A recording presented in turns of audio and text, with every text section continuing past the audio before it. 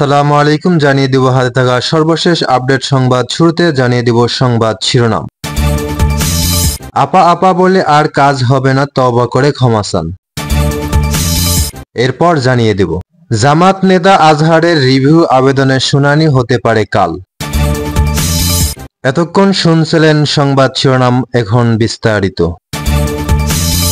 BNP চেয়ারপারসনের উপদেষ্টা councillor সদস্য মোয়াজ্জেম হোসেন আলাল বলেছেন, আপা আপা বললে আর কাজ হবে না।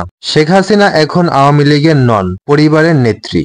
তাই পরিবারের সবাইকে নিয়ে দেশ ছেড়ে পালিয়ে গেছেন। তওবা করে আপনারা জাতির কাছে ক্ষমা চান। বুধবার বিকেলে সিলেট নগরীর স্থানীয় রেজিমেন্টারি মাঠে আয়োজিত সমাবেশে প্রধান অতিথির বক্তব্যে তিনি এসব কথা বলেন। দ্রব্যমূল্যের উগ্র গতিরোধ, আইন শৃঙ্খলার উন্নতি সহ নানান দাবিতে এর আয়োজন করে জেলা বিএনপি। আলাল বলেন, কিছু দল বারবার কোনো কোল বদল করে। কিছুদিন বিএনপি আওয়ামী লীগ জাতীয় পার্টির কোলে থাকে। দয়া করে একটি জায়গায় স্থির হন। এই কোল বদলের রাজনীতি বন্ধ করতে হবে। সেনাপ্রধানকে উদ্দেশ্য করে তিনি বলেন, ক্যান্টনমেন্ট আশ্রয় নেওয়া ফ্যাসিস্টদের অনুসারী ৬২৬ জন কিভাবে কোথায় গেলেন? তারা কি দেশে আছেন না বিদেশে পালিয়ে গেছেন?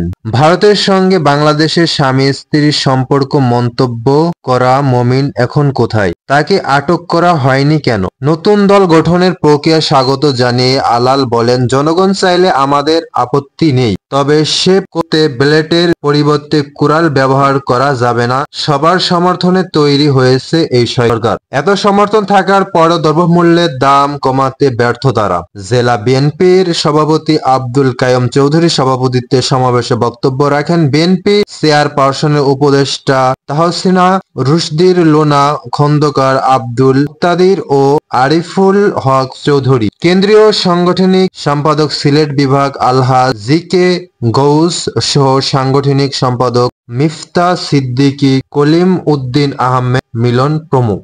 মানবতা বিরোধী অপরাধের মামলায় জামাতে ইসলামীর সহকারী সেক্রেটারি জেনারেল এটিএম আজহারুল ইসলামের মৃত্যুদণ্ডের রায়ের বিরুদ্ধে রিভিউ আবেদন আগামীকাল বৃহস্পতিবারের কার্যতালিকায় এসেছে।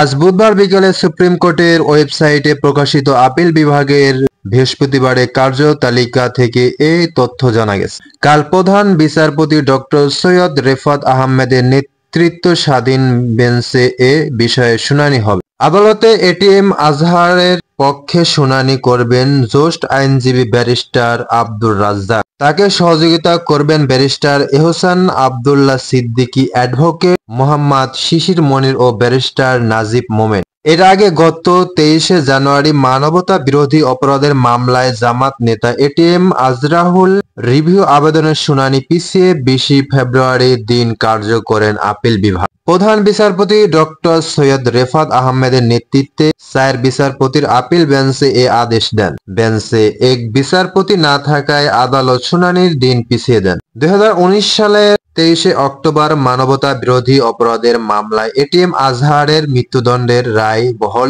রাখেন আপিল বিভাগ। তৎকালীন প্রধান বিচারপতি সৈয়দ মাহমুদ হোসেনের নেতৃত্বাধীন আপিল বিভাগ এ রায় দেন। পরে এই রায়ের বিরুদ্ধে রিভিউ আবেদন করতে আজহার। এর আগে ২০১৪ সালে ৩০শে ডিসেম্বর আজহারকে ফাঁসিতে ঝুলিয়ে মৃত্যুদণ্ডাদেশ দেন আন্তর্জাতিক অপরাধ ট্রাইব্যুনাল। আজহারের বিরুদ্ধে যুদ্ধ চলাকালে রংপুর অঞ্চলে ১,২৫৬ ব্যক্তি গণহত্যা, ১৭ জনকে অপহরণ, ১ জনকে ধর্ষণ, ১৩ জনকে আটক, নির্যাতন ও গুরুতর জখম এবং শত শত বাড়িঘর লুণ্ঠন ও অগ্নিসংযোগের মতো ৯ ধরনের ৬টি মানবতা বিরোধী অপরাধের অভিযোগ আনা হয়। এসব অভিযোগের মধ্যে ১ নম্বর অভিযোগ বাদে বাকি ৫টি অভিযোগে তাকে মৃত্যুদণ্ডাদেশ দেন ট্রাইব্যুনাল। তবে এটিকে প্রহসনের রায় বলে আখ্যায়িত করে জামাতে ইসলামী। ২০১৫ সালের ২৮শে জানুয়ারি ১১৩ যুক্তিতে আজহারকে নির্দোষ